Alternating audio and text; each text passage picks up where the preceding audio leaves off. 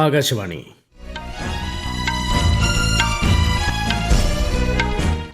നമസ്കാരം. വാർത്തകൾ വായിക്കുന്നത് ദീപു എസ് എൽ.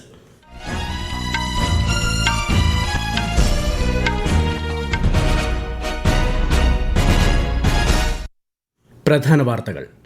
അടിസ്ഥാന സൗകര്യ വികസനവും മെച്ചപ്പെട്ട ഗതാഗത സംവിധാനങ്ങളിലൂടെയും അസമിൽ കൂടുതൽ തൊഴിലവസരങ്ങൾ സൃഷ്ടിക്കുന്നതിനാണ് സർക്കാർ ശ്രമിക്കുന്നതെന്ന് പ്രധാനമന്ത്രി നരേന്ദ്രമോദി. രാജ്യത്ത് 10,000 കോടി രൂപയുടെ startup India fund of funds 2.0 പദ്ധതിക്ക് അംഗീകാരം നൽകി കേന്ദ്രമന്ത്രിസഭായോഗം. നഗരപ്രദേശങ്ങളുടെ വികസനത്തിനായി 1 ലക്ഷം കോടി രൂപയുടെ അർബൻ ചലഞ്ച് ഫണ്ടിനും അനുമതി. സ്ത്രീ സുരക്ഷിത തൊഴിലിടങ്ങളും തുല്യ തൊഴിലവസരങ്ങളുമാണ് സർക്കാരിന്റെ ലക്ഷ്യമെന്ന് കേന്ദ്രമന്ത്രി അന്നപൂർണ ദേവി. കേരളത്തിൽ തീവ്ര വോട്ടർ പട്ടിക പരിഷ്കരണവുമായി ബന്ധപ്പെട്ട് ഹിയറിംഗ് ഉൾപ്പെടെയുള്ള നടപടികൾ അവസാന ഘട്ടത്തിലേക്ക്. അന്തിമ വോട്ടർ പട്ടിക ഈ മാസം 21-ന്. ജനങ്ങളോടുള്ള ആത്മാർത്ഥതയും ആർജവവുമാണ് വികസനത്തിന് ആവശ്യമെന്ന് കേന്ദ്ര സഹമന്ത്രി സുരേഷ് ഗോപി. ലോക പാരാ ബാഡ്മിന്റൺ ചാമ്പ്യൻഷിപ്പിലെ സ്വർണ്ണ മെഡൽ നേട്ടവുമായി ബാഡ്മിന്റൺ ചരിത്രത്തിൽ റെക്കോർഡ് കുറിച്ച് ഇന്ത്യയുടെ പ്രമോദ് ഭഗത്. വാർത്തകൾ വിശദമായി. അടിസ്ഥാന സൗകര്യ വികസനവും മെച്ചപ്പെട്ട ഗതാഗത സംവിധാനങ്ങളിലൂടെയും അസമിൽ കൂടുതൽ തൊഴിലവസരങ്ങൾ സൃഷ്ടിക്കുന്നതിനാണ് സർക്കാർ ശ്രമിക്കുന്നതെന്ന് പ്രധാനമന്ത്രി നരേന്ദ്രമോദി. ഗുവാഹത്തിയിലെ ഖാനാപാറയിൽ BJP പ്രവർത്തകരുടെ വിജയ് സങ്കല്പ് യാത്രയിൽ സംസാരിക്കുകയായിരുന്നു അദ്ദേഹം. കഴിഞ്ഞ 11 വർഷങ്ങളിൽ 5.5 ലക്ഷം കോടിയിലേറെ രൂപയാണ് വടക്ക് കിഴക്കൻ സംസ്ഥാനങ്ങളുടെ വികസനത്തിന് വകയിരുത്തിയതെന്നും പ്രധാനമന്ത്രി പറഞ്ഞു. नॉर्थ ईस्ट की कनेक्टिविटी को और अधिक मजबूती देने का काम किया गया है. कनेक्टिविटी बढ़ती है तो रोजगार के अवसर भी बढ़ते हैं. इसलिए असम में हाईवे और अन्य रोड प्रोजेक्ट के लिए करीब हजारों करोड़ रुपए देना तय हुआ है. അസമിൽ 5,450 കോടി രൂപയുടെ വിവിധ വികസന പദ്ധതികളുടെ ഉദ്ഘാടനവും തറക്കല്ലിടലും പ്രധാനമന്ത്രി നിർവഹിച്ചു. കുമാർ ഭാസ്കർ വർമ്മ സേതു പാലം, ഗുവാഹത്തിയിലെ ഇന്ത്യൻ ഇൻസ്റ്റിറ്റ്യൂട്ട് ഓഫ് മാനേജ്മെന്റിന്റെ താൽക്കാലിക ക്യാമ്പസ്, 225 ഇലക്ട്രിക് ബസ്സുകൾ തുടങ്ങിയവ ഇതിൽ ഉൾപ്പെടുന്നു. ദിബ്രുഗഡിലെ മോറാൻ ബൈപ്പാസിൽ 100 കോടി രൂപ ചെലവിൽ നിർമ്മിച്ച അടിയന്തര വിമാന ലാൻഡിംഗ് സൗകര്യവും പ്രധാനമന്ത്രി രാജ്യത്തിന് സമർപ്പിച്ചു. രാജ്യത്തെ സ്റ്റാർട്ടപ്പ് മേഖലയ്ക്ക് കരുത്തേകാൻ 10,000 കോടി രൂപയുടെ startup India fund of funds 2.0 പദ്ധതിക്ക് കേന്ദ്ര മന്ത്രിസഭായോഗം അംഗീകാരം നൽകി. ആഭ്യന്തര മൂലധനം സമാഹരിക്കുന്നതിനും നവസംരംഭകരെ പ്രോത്സാഹിപ്പിക്കുന്നതിനും ഫണ്ട് സഹായിക്കുമെന്ന് മന്ത്രിസഭായോഗ തീരുമാനങ്ങൾ വിശദീകരിക്കവെ കേന്ദ്രമന്ത്രി അശ്വിനി വൈഷ്ണവ് പറഞ്ഞു. രാജ്യത്ത് ഗതാഗത അടിസ്ഥാന സൗകര്യ മേഖലയിൽ വൻ മുന്നേറ്റത്തിന് വഴിയൊരുക്കി റെയിൽവേ ദേശീയപാത വികസന പദ്ധതികൾക്ക് കേന്ദ്ര മന്ത്രിസഭ അംഗീകാരം നൽകി. PM ഗതിശക്തി ദേശീയ മാസ്റ്റർ പ്ലാനിന്റെ ഭാഗമായി നടപ്പിലാക്കുന്ന പദ്ധതികൾ ചരക്ക് നീക്കം വേഗത്തിലാക്കാനും സാമ്പത്തിക വളർച്ച ഉറപ്പാക്കാനും ലക്ഷ്യമിടുന്നു. വിശദാംശങ്ങളിലേക്ക്. നഗരപ്രദേശങ്ങളുടെ വികസനം ലക്ഷ്യം വെച്ച് 1 ലക്ഷം കോടി രൂപയുടെ കേന്ദ്ര സഹായമുള്ള അർബൻ ചലഞ്ച് ഫണ്ടിന് കേന്ദ്ര മന്ത്രിസഭാ യോഗം അംഗീകാരം നൽകി. പദ്ധതി ചെലവിന്റെ 25% ഈ ഫണ്ടിൽ ഉൾപ്പെടുത്തും. അടുത്ത 5 വർഷം നഗരമേഖലയിൽ 4 ലക്ഷം കോടി രൂപയുടെ മൊത്ത നിക്ഷേപത്തിന് ഇത് വഴിയൊരുക്കുമെന്ന് മന്ത്രിസഭാ യോഗ തീരുമാനങ്ങൾ വിശദീകരിക്കവെ കേന്ദ്രമന്ത്രി അശ്വിനി വൈഷ്ണവ് അറിയിച്ചു. कैबिनेट में अर्बन चैलेंज फंड को स्वीकृति दी है. ये 1 लाख करोड़ रुपीस का प्रोजेक्ट है.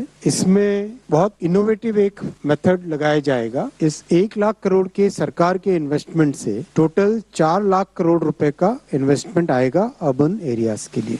अर्बन प्रॉब्लम्स को सॉल्व करने के लिए इसमें एनकरेज किया जाएगा. टेक्नोलॉजी का बहुत यूज किया जाएगा. टेक्नोलॉजी के माध्यम से अर्बन चैलेंजेस को कैसे दूर करें वो बहुत इसमें ध्यान रखा जाएगा. ഡൽഹി, ഹരിയാന, മഹാരാഷ്ട്ര, കർണാടക എന്നീ സംസ്ഥാനങ്ങളിലായി 389 കിലോമീറ്റർ ദൈർഘ്യമുള്ള 3 റെയിൽവേ മൾട്ടി ട്രാക്കിംഗ് പദ്ധതികൾക്കും മന്ത്രിസഭയുടെ അനുമതി ലഭിച്ചു. 18,509 കോടി രൂപ ചെലവ് പ്രതീക്ഷിക്കുന്ന ഈ പദ്ധതികൾ 2030-31 പൂർത്തിയാകും. നിർമ്മാണ വേളയിൽ 265 ലക്ഷം തൊഴിൽ ദിനങ്ങൾ ഇതുവഴി സൃഷ്ടിക്കപ്പെടും. തെലങ്കാന, മഹാരാഷ്ട്ര, ഗുജറാത്ത് എന്നീ സംസ്ഥാനങ്ങളിലായി ദേശീയപാതകൾ നവീകരിക്കുന്നതിനും 4 വരി പാതയാക്കുന്നതിനും കേന്ദ്ര സർക്കാർ അനുമതി നൽകി. News desk, Akashvani.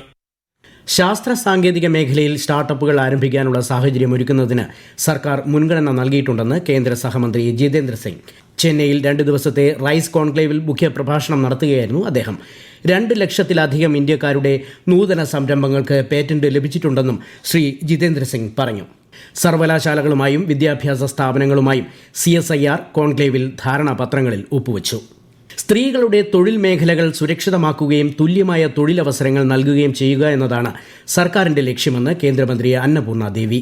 തൊഴിലിടങ്ങളിലെ സ്ത്രീ സുരക്ഷയെക്കുറിച്ചുള്ള ദേശീയ സമ്മേളനത്തെ ന്യൂഡൽഹിയിൽ അഭിസംബോധന ചെയ്യുകയായിരുന്നു അവർ. ഷീ ബോക്സ് പോർട്ടൽ സ്ത്രീകൾക്ക് ജോലിസ്ഥലത്ത് പരാതികൾ രജിസ്റ്റർ ചെയ്യുന്നത് എളുപ്പമാക്കിയിട്ടുണ്ട്.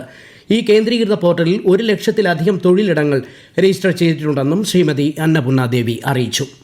മ്യൂണിക് സുരക്ഷാ സമ്മേളനത്തിൽ പങ്കെടുക്കുന്നതിനായി കേന്ദ്ര ധനമന്ത്രി നിർമ്മല സീതാരാമൻ ജർമ്മനിയിലെത്തി. സമ്മേളനത്തിന്റെ ഭാഗമായി ആഗോള സാമ്പത്തിക തന്ത്രപ്രധാന വിഷയങ്ങളിൽ ഊന്നൽ നൽകുന്ന സുപ്രധാന ചർച്ചകളിൽ കേന്ദ്രമന്ത്രി പങ്കെടുക്കും. വിവിധ രാജ്യങ്ങളിൽ നിന്നുള്ള ധനമന്ത്രിമാരുമായും പ്രമുഖ അന്താരാഷ്ട്ര സംഘടനാ മേധാവികളുമായും ശ്രീമതി നിർമ്മല സീതാരാമൻ ഉഭയകക്ഷി ചർച്ചകൾ നടത്തും. ജനങ്ങളോടുള്ള ആത്മാർത്ഥതയും ആർജവുമാണ് വികസനത്തിനാവശ്യമെന്ന് കേന്ദ്ര സഹമന്ത്രി സുരേഷ് ഗോപി. കൊല്ലം റെയിൽവേ സ്റ്റേഷനിൽ പുതുതായി നിർമ്മിച്ച ബഹുനില കാർ പാർക്കിംഗ് കേന്ദ്രം ഉദ്ഘാടനം ചെയ്യുകയായിരുന്നു അദ്ദേഹം. ജനങ്ങളുടെ ജീവിത സാഹചര്യം മെച്ചപ്പെടുത്തുന്നതാണ് യഥാർത്ഥ വികസനമെന്നും ശ്രീ സുരേഷ് ഗോപി പറഞ്ഞു. ഈ വാർത്തകൾ ആകാശവാണിയിൽ നിന്ന്. ആകാശവാണി വാർത്തകളും വാർത്താ അധിഷ്ഠിത പരിപാടികളും all India radio news Thiruvananthapuram YouTube ചാനലിലും @all India radio news Thiruvananthapuram Facebook പേജിലും AIR ന്യൂസ് തിരുവനന്തപുരം ഇൻസ്റ്റഗ്രാം അക്കൌണ്ടിലും @AIR ന്യൂസ് TVM X ഹാൻഡിലും ലഭ്യമാണ്. കോട്ടയം, എറണാകുളം ജില്ലകളിലേക്കും കേന്ദ്രഭരണ പ്രദേശമായ ലക്ഷദ്വീപിലേക്കും ആകാശവാണി പാർട്ട് ടൈം കറസ്പോണ്ടന്റിനെ കരാർ അടിസ്ഥാനത്തിൽ എടുക്കുന്നതിനുള്ള അപേക്ഷകൾ ഫെബ്രുവരി 17 വരെ സ്വീകരിക്കും. അപേക്ഷകർ ജില്ലാ ആസ്ഥാനത്തു നിന്നും 10 കിലോമീറ്റർ ചുറ്റളവിൽ സ്ഥിരതാമസക്കാരായിരിക്കണം. കൂടുതൽ വിവരങ്ങൾക്ക് www.newsonair.gov.in അല്ലെങ്കിൽ prasarbharati.gov.in PB vacancy/ എന്നീ വെബ്സൈറ്റുകൾ സന്ദർശിക്കുക. അപേക്ഷകൾ സ്വീകരിക്കുന്ന അവസാന തീയതി ഈ മാസം 17. കേരളത്തിൽ തീവ്ര വോട്ടർ പട്ടിക പരിഷ്കരണവുമായി ബന്ധപ്പെട്ട ഹിയറിംഗ് ഉൾപ്പെടെയുള്ള പ്രവർത്തനങ്ങൾ അവസാന ഘട്ടത്തിലേക്ക്. 122 നിയോജക മണ്ഡലങ്ങളിൽ ഇതിനോടകം ഹിയറിംഗ് പൂർത്തിയായതായി മുഖ്യ തിരഞ്ഞെടുപ്പ് ഓഫീസർ രത്തൻ യു കേൽക്കർ അറിയിച്ചു. ഹിയറിംഗ് അവശേഷിക്കുന്ന 16 നിയോജക മണ്ഡലങ്ങളിൽ ഉടൻ തന്നെ നടപടികൾ പൂർത്തീകരിക്കുന്നതിനാവശ്യമായ നിർദ്ദേശം നൽകിയിട്ടുണ്ട്. ഈ മാസം 21-നാണ് അന്തിമ വോട്ടർ പട്ടിക പ്രസിദ്ധീകരിക്കുക. സംസ്ഥാനത്ത് ഏറ്റവും പ്രായം കുറഞ്ഞ അവയവദാതാവായ ആലിൻ ഷെറിൻ എബ്രഹാമിന്റെ സംസ്കാരം നാളെ നടക്കും. പത്തനംതിട്ടയിലെ മല്ലപ്പള്ളിയിൽ വൈകുന്നേരം 3:30 ഔദ്യോഗിക ബഹുമതികളോടെയായിരിക്കും സംസ്കാരം. ആലിന്റെ അവയവങ്ങൾ 5 പേർക്കാണ് ദാനം ചെയ്യുന്നത്. ആകാശവാണി പത്തനംതിട്ട ജില്ലാ പ്രതിനിധി ശ്രീജി S. ശ്രീധർ തയ്യാറാക്കിയ റിപ്പോർട്ട്. മല്ലപ്പള്ളി, വെസ്റ്റ് കോഴഞ്ചേരി, മലയാറ്റൂർ, വാലുമണ്ണിൽ അരുൺ എബ്രഹാമിന്റെയും ഷെറിൻ ആൻഡ് ജോണിന്റെയും ഏകമകളാണ് സംസ്ഥാനത്തെ ഏറ്റവും പ്രായം കുറഞ്ഞ അവയവദാതാവായ ആലിൻ ഷെറിൻ എബ്രഹാം. റോഡപകടത്തിൽ മസ്തിഷ്ക മരണം സംഭവിച്ച 10 മാസം പ്രായമുള്ള ആലിന്റെ സംസ്കാരം നാളെ വൈകുന്നേരം 3:30 മല്ലപ്പള്ളി നെടുങ്ങാടപ്പള്ളി സെന്റ് തോമസ് പള്ളിയിൽ നടക്കും. ആലിന്റെ സംസ്കാരം ഔദ്യോഗിക ബഹുമതികളോടെ നടത്തുമെന്ന് മുഖ്യമന്ത്രി പിണറായി വിജയൻ ഫേസ്ബുക്ക് പോസ്റ്റിലൂടെ അറിയിച്ചിട്ടുണ്ട്. തീരാവേദനയ്ക്കിടയിലും അവയവദാനത്തിന് സന്നദ്ധരായ മാതാപിതാക്കളുടെ തീരുമാനം മാതൃകാപരമാണെന്നും മുഖ്യമന്ത്രിയും ആരോഗ്യമന്ത്രി വീണ ജോർജും സമൂഹമാധ്യമത്തിൽ കുറിച്ചു. ലോക ബാഡ്മിന്റൺ ചരിത്രത്തിൽ റെക്കോർഡ് കുറിച്ച് ഇന്ത്യയുടെ പ്രമോദ് ഭഗത്. ലോക പാരാ ബാഡ്മിന്റൺ ചാമ്പ്യൻഷിപ്പിൽ പുരുഷന്മാരുടെ SL3 വിഭാഗം സിംഗിൾസിൽ പ്രമോദ് സ്വർണ്ണ മെഡൽ നേടി. ഇന്തോനേഷ്യയുടെ മുഹമ്മദ് അൽ ഇമ്രാനെ നേരിട്ടുള്ള സെറ്റുകൾക്ക് പരാജയപ്പെടുത്തിയാണ് ഈ ചരിത്ര നേട്ടം. ഇതോടെ ലോക ബാഡ്മിന്റൺ ചരിത്രത്തിൽ ഏറ്റവും കൂടുതൽ സിംഗിൾസ് ലോക കിരീടങ്ങൾ നേടുന്ന താരമായി പ്രമോദ് ഭഗത് മാറി.